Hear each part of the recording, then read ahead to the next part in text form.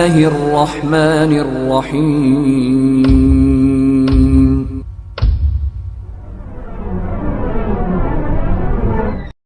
اما بعد اعوذ باللہ من الشیطان الرجیم بسم اللہ الرحمن الرحیم لقد کان لکم فی رسول اللہ اسوۃ حسنہ رب اشرح لی صدری ویسر لی امری واحلل عقدۃ من لسانی یفقہوا قولی رب زدنی علما رب زدنی علما رب زدنی علما۔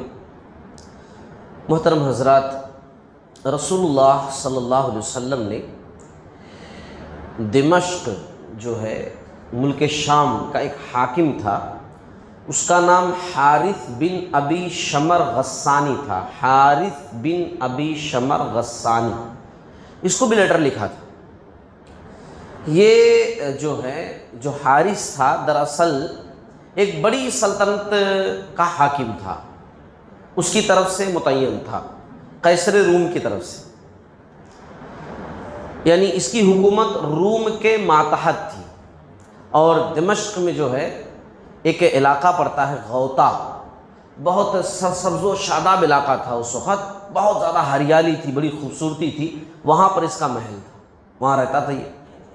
اللہ کے نبی صلی اللہ علیہ وسلم نے جب اس کے نام لیٹر لکھوایا اور بھیجنا چاہا تو سیدنا شجاع بن وہب اسدی رضی اللہ تعالیٰ عنہ ایک صحابی تھے، ان کے ہاتھوں میں تھمایا کہ تم جا کر دے کر کے آؤ۔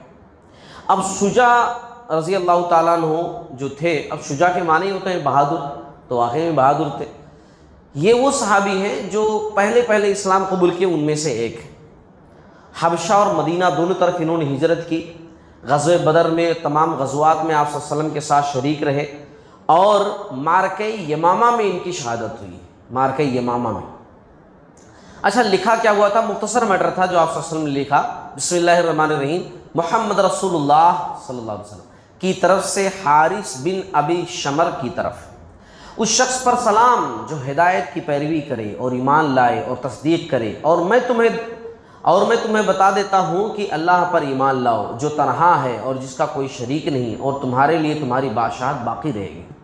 یعنی ایمان قبول کر لو گے تو ایسا نہیں ہے کہ میں تمہاری بادشاہت چھین لوں گا، تمہاری بادشاہت تمہارے لیے برقرار رہے گی، ایمان قبول کر لو۔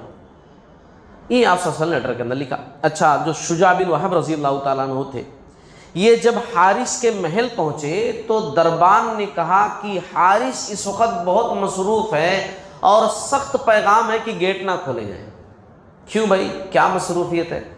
یہ دراصل ان دنوں کی بات ہے، پچھلے واقعات میں ذرا ذہن دوڑائیے، آپ کو یاد آئے گا کہ قیصر جیتا تھا تو اس نے نظر مانی تھی کہ پیدل بیت المقدس جاؤں گا، تو ایک صحابی اس کی طرف بھی گئے تھے اور ایک صحابی اس کی طرف بھی گئے تھے۔ تو چونکہ ادھر سے بھی گزر ہوتا قیصر کا، اب چونکہ یہ قیصر کے ماتحت تھا، اس کی حکومت قیصر کے ماتحت تھی، تو انہی تیاریوں میں بھی مصروف تھا یہ کہ قیصر ادھر سے آنے والا، گزرنے والا ہے، تو ظاہر سی بات ہے تیاریاں زور و شور پر تھیں۔ 2-3 دن تک بیچارے یہ شجاع وہیں گیٹ کے پاس ہی ٹھہرے رہے۔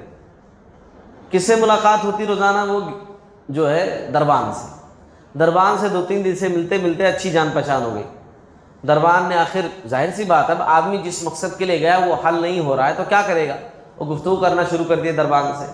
دربان نے پوچھا کہ یہاں بار بار آتے ہیں، ملنا چاہ رہے، وجہ کیا ہے؟ تب بتایا انہوں نے کہ دراصل میں محمد صلی اللہ علیہ وسلم کا لیٹر لے کر کے آیا اور حارث کو دینا ہے۔ تو کہا اچھا بتائیے ذرا، مجھے بھی بتائیے۔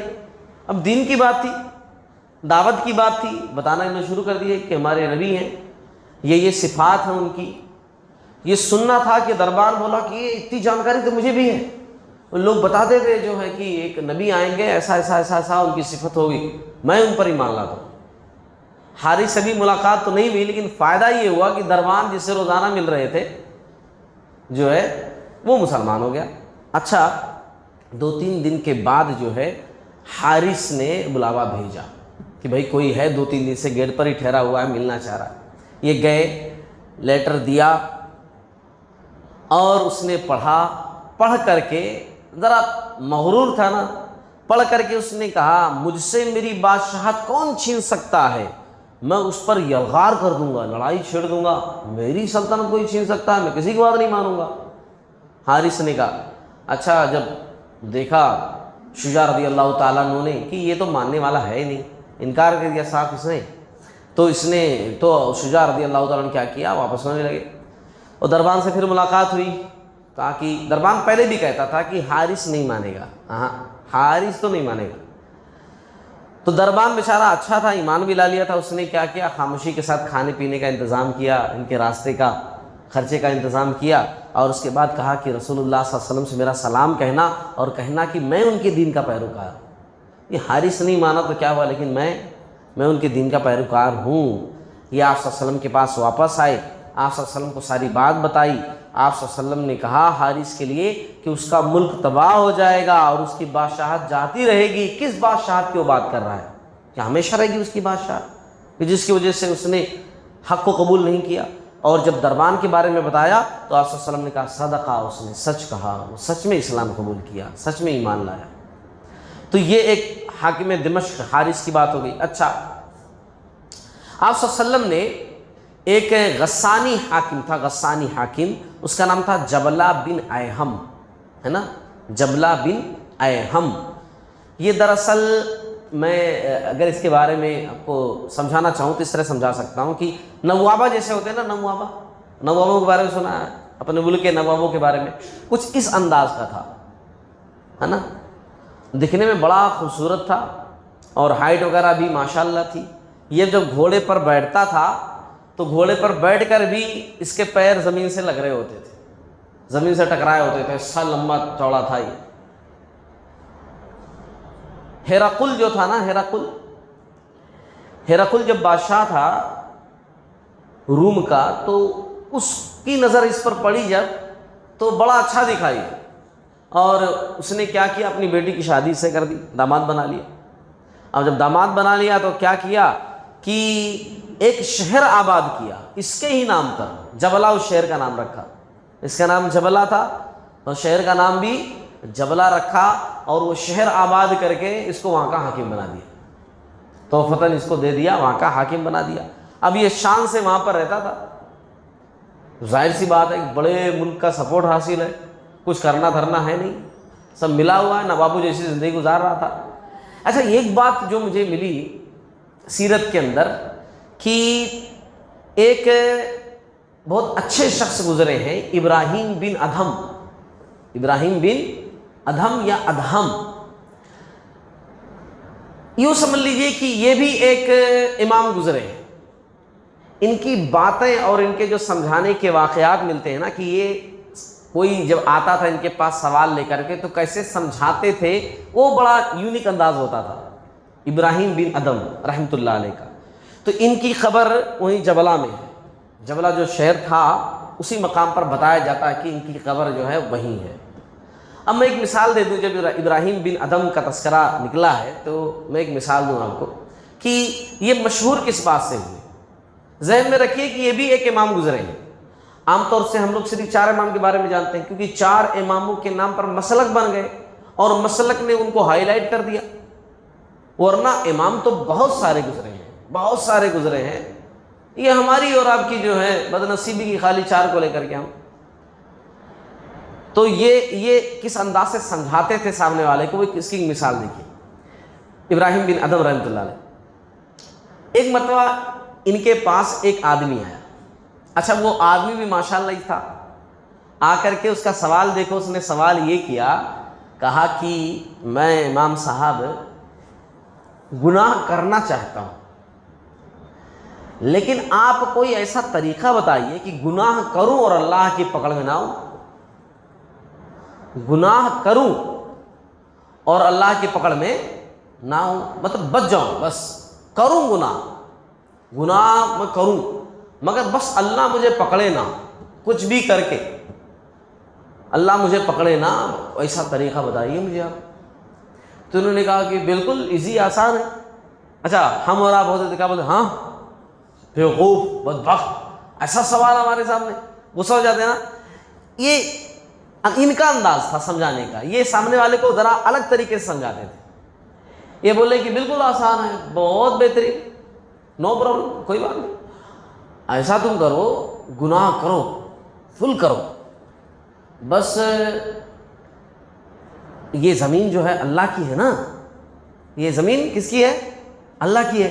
اب اللہ کی زمین پر آپ گناہ کرو گے تو اللہ کو غصہ آئے گا. بس اللہ کی زمین پر نہ کرو, اللہ کی زمین پر کرو ہی نہیں, اللہ تعالیٰ پکڑے گا ہی نہیں آپ کو, کچھ بھی نہیں کہے گا اللہ تعالیٰ. تو بولا کہ ہاں نہیں ہو سکتا ہے, تو زمین کہیں بھی جاؤں گا اللہ کی زمین ہے, دوسرا کوئی طریقہ بتائیے, یہ نہیں کر سکتا میں, کوئی دوسرا طریقہ بتائیے. تو انہوں نے کہا اچھا ٹھیک ہے, یہ تم نہیں کر سکتے, ایسا کرو تم کہ جو تمہارے جسم میں طاقت ہے, اب طاقت ہے تبھی تم گناہ کرتے ہو, تمہارے جسم میں طاقت ہے, دماغ کے اندر طاقت ہے, سب جسم کے پورے پارٹس اچھے سے کام کرتے ہیں. اب یہ کیوں کام کرتے ہیں؟ تم غذا کھاتے ہو, کھانا کھاتے ہو, پانی پیتے ہو, پھل فروٹ کھاتے ہو. اللہ کی دی ہوئی کوئی چیز کھاؤ ہی نہیں, ختم. اللہ تعالیٰ کی جتنی چیزیں ہیں نا, بس اللہ تعالیٰ کی چیزیں کھاؤ ہی نہیں, اور اس کے بعد کتنا بھی گناہ کرو اللہ آپ کو پکڑے گا ہی نہیں.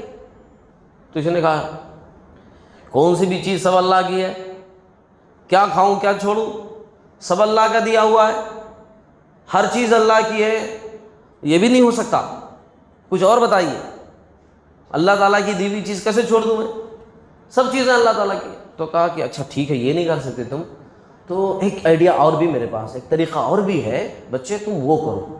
کہا کیا؟ کہا کہ دیکھو اللہ تعالیٰ اکثر پکڑتا کب ہے؟ موت اور اس کے بعد قبر کی زندگی, آخرت کی زندگی.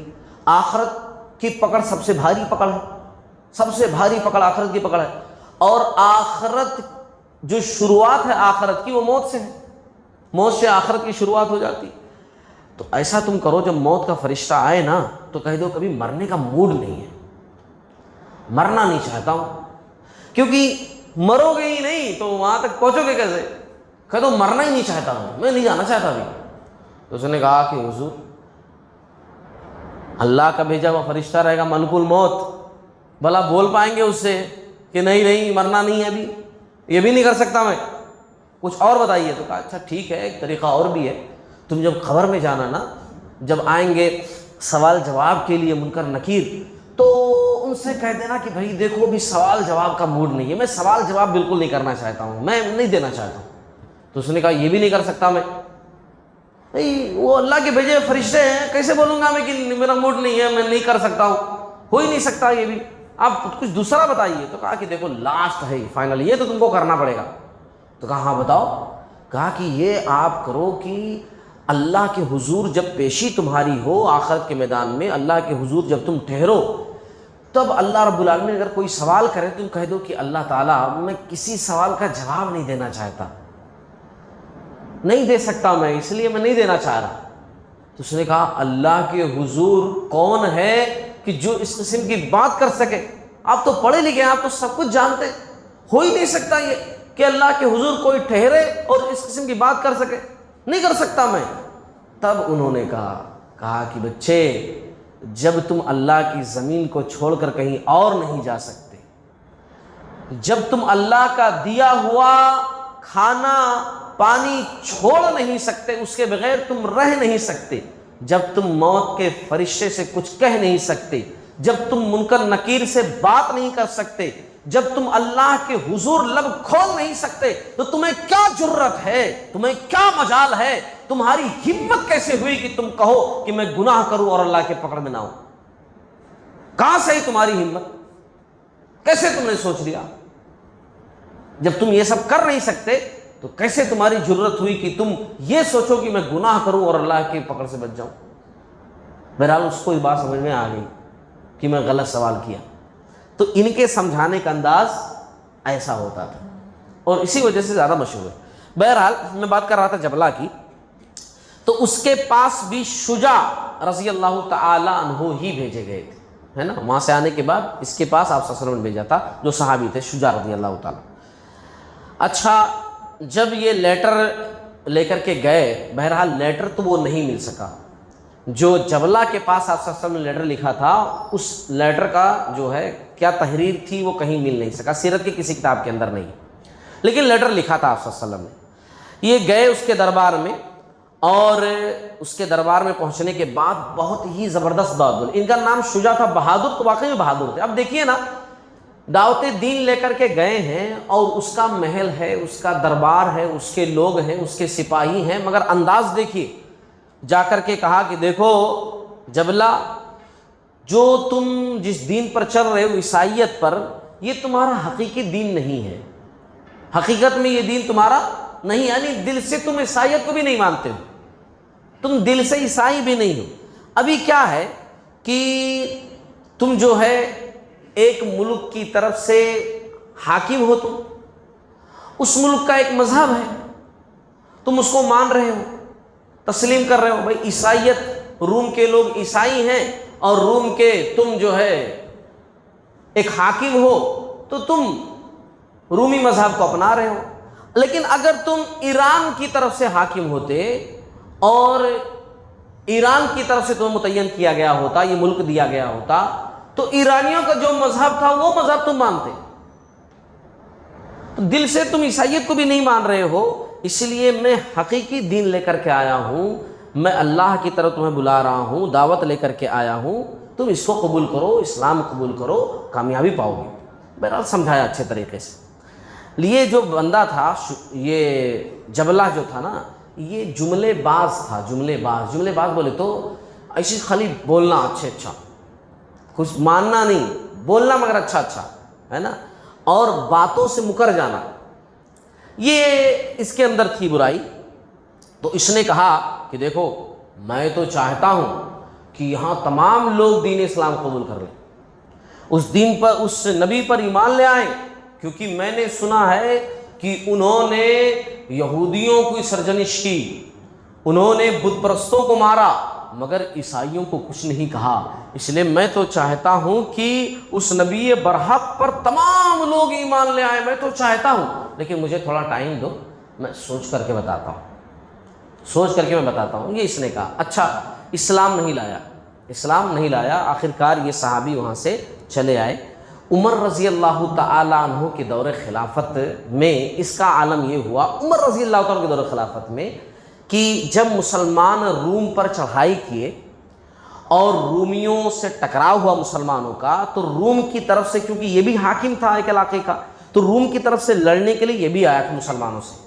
اور جب قیصر ہار کر کے، شکست خوردہ ہو کر کے قسطنطنیہ واپس چلا گیا مسلمانوں سے ہار کر کے، تو پھر یہ اپنے مقام پر پہنچ کر کے اس نے سوچا، اور سوچ کر کے جو ہے عمر رضی اللہ تعالیٰ عنہ کے پاس لیٹر لکھا کہ میں اسلام قبول کر رہا ہوں اور میں مدینہ آنا چاہتا ہوں، وہاں رہنا چاہتا ہوں، میں مدینہ آنا چاہتا ہوں، وہاں رہنا چاہتا ہوں، میں اسلام قبول کروں گا۔ عمر رضی اللہ تعالیٰ عنہ نے کہا بالکل اچھی بات ہے، اس کو بلا لیا۔ یہ اپنے خاندان کے 250 افراد کے ساتھ مدینہ کی طرف روانہ ہوا۔ جب مدینہ کے قریب پہنچا تو پورے خاندان کو روک کر کے پہلے سجایا، کہا گھوڑوں پر بہترین کپڑے ڈال دو۔ نوابوں جیسی زندگی تھی نا، تو وہ بتانا چاہ رہا تھا، اس نے ڈال دیا کپڑے اور گھوڑوں کو سونوں کے زیورات سے سجایا۔ وہ اچھے طریقے سے پوری تیاری کر کے پھر مدینہ میں داخل ہوا۔ مدینہ کے لوگ دیکھنے لگے، کیونکہ ابھی تک ایسا قافلہ نہیں آیا تھا مدینہ کے اندر اس ٹائپ کا، کہ گھوڑے بھی جو ہے زیورات سے سجے ہوئے ہوں، ریشم کے پردے لٹکے ہوئے ہوں گھوڑوں پر۔ اس انداز سے مدینہ میں داخل ہوا۔ بہرحال عمر رضی اللہ تعالیٰ عنہ نے اسے عزت بخشی اور مدینہ میں رہنے کے لیے جگہ دی کہ بھائی رہو مدینہ کے اندر۔ اب بظاہر تو یہ مسلمان تھا، مسلمانوں کے ساتھ رہتا تھا، تمام کام کرتا تھا۔ حج کا موسم آیا تو عمر رضی اللہ تعالیٰ عنہ حج پر جانے لگے، تو اس نے کہا کہ میں بھی جاؤں گا۔ کہا چلو بالکل۔ یہ گیا، طواف کے دوران جو ہے احرام کا جو کپڑا لپیٹے ہوئے تھا، بڑا قیمتی تھا اس کا، چونکہ الگ انداز کا تھا، تو اس کا کپڑا اتنا لٹکا ہوا تھا، یعنی زائد تھا کپڑا، دوسرے صحابہ رہتے تھے اتنے کپڑے کہاں رہتے تھے ان کے پاس، اس کا کپڑا باہر لٹکا ہوا تھا۔ ایک غریب صحابی کا جو ہے، اب یہ صحابی تھے کہ نہیں تھے تذکرہ نہیں ہے، غریب صاحب تھے، بنو فزارہ ایک قبیلہ تھا، اس کے آدمی تھے، مطلب اس قبیلے سے تھے۔ ان کا پیر جو ہے نا اس کے کپڑے پہ پڑ گیا، اب اس کا تہبند کھل گیا۔ اب کھل گیا تو ان کو اتنا مارا کہ ان کی ناک توڑ دیا، دانتا توڑ دیے، ایک روایت کے اندر ہے آنکھیں نکال لی اس نے، اس صاحب کو غلطی سے پڑ گیا تھا، وہ طواف کے دوران سے پڑ گیا۔ عمر رضی اللہ تعالیٰ عنہ تک بات پہنچی، عمر رضی اللہ تعالیٰ عنہ نے پوچھا کہ تم نے ایسا کیوں کیا؟ تو جبلہ نے کہا کہ اس نے میرا تہبند اتار دیا تھا، اگر خانہ کعبہ کی حرمت کا پاس و لحاظ نہ ہوتا تو میں تو اسے قتل کر دیتا۔ یہ بات اس نے عمر رضی اللہ تعالیٰ عنہ کے سامنے کی، تو عمر رضی اللہ تعالیٰ عنہ نے کہا تم نے جرم قبول کر لیا ہے، اب یا تو اسے راضی کرو، اس بندے کو راضی کر لو، معاملہ اپنے طور سے رفع دفع کر لو، نہیں تو قصاص لیا جائے گا۔ اس نے کہا قصاص؟ قصاص کیا؟ کہا قصاص یہ کہ جیسا سلوک تم نے اس کے ساتھ کیا ہے وہی سلوک تمہارے ساتھ کیا جائے گا۔ کہا اچھا میں اور وہ دونوں برابر ہیں کیا؟ میں بادشاہ ہوں، وہی غریب آدمی ہے، آپ جو ہے وہ میری برابری اس کے ساتھ کر رہے ہیں، میں اور وہ برابر ہیں کیا؟ تو عمر رضی اللہ تعالیٰ نے کہا کہ ہاں اسلام کے اندر اللہ کی نظروں میں سب برابر ہیں، ہاں تم اونچا اٹھ سکتے ہو، تم بڑا بن سکتے ہو تقوی میں، تم تقوی زیادہ اختیار کرو اللہ کی نظروں میں بڑے مانے جاؤ گے، لیکن یہاں اسلام میں سب برابر ہیں، کوئی بڑا کوئی چھوٹا نہیں۔ اس نے کیا کیا؟ کہا کہ مجھے ایک دن کی مہلت چاہیے سوچنے کے لیے، ایک دن کا ٹائم دیجیے مجھے، ایک رات کا۔ تو عمر رضی اللہ تعالیٰ عنہ نے کہا جو بندے کو مارے تھے کہ بھائی کیا اس کو ٹائم دے دوں؟ تو انہوں نے کہا ہاں امیر المومنین دے دو اس کو سوچنے کے لیے ایک رات کا ٹائم۔ ایک رات کا ٹائم دیے تو انہوں اپنے پورے فیملی کے ساتھ لے کر کے نکل لیا، وہاں سے بھاگ گیا، اور پھر اس کے بعد قسطنطنیہ چلا گیا۔ قسطنطنیہ میں اس نے پھر سے عیسائیت اختیار کر لی، مرتد ہو گیا، یہ اسلام کو چھوڑ دیا، کیونکہ اس کے دل کے اندر اسلام تھا ہی نہیں۔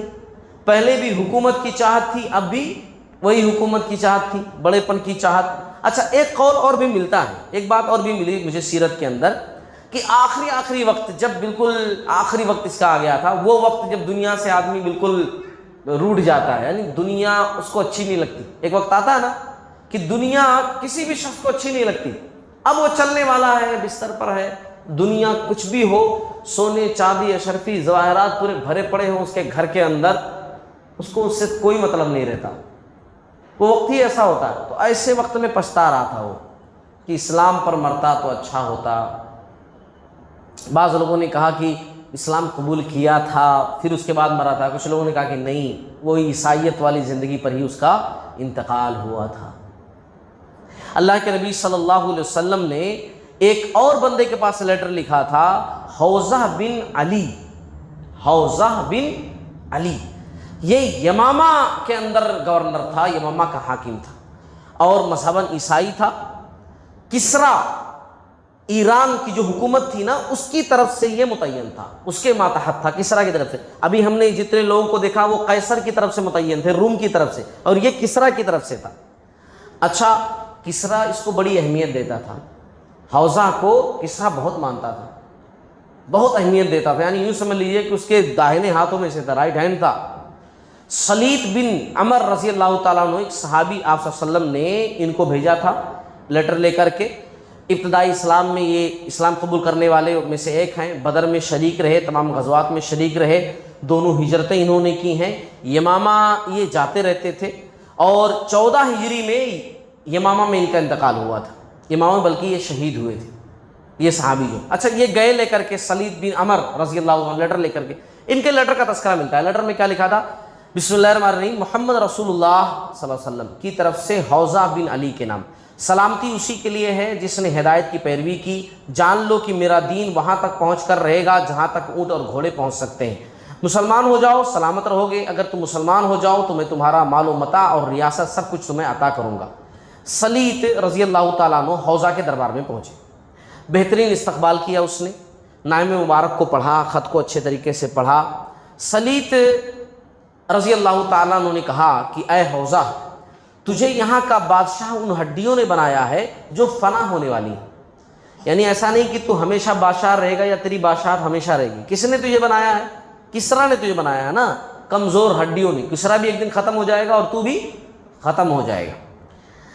اصل سردار تو وہ ہوتا ہے جسے ایمان کی دولت حاصل ہو اور وہ صاحب تقویٰ ہو۔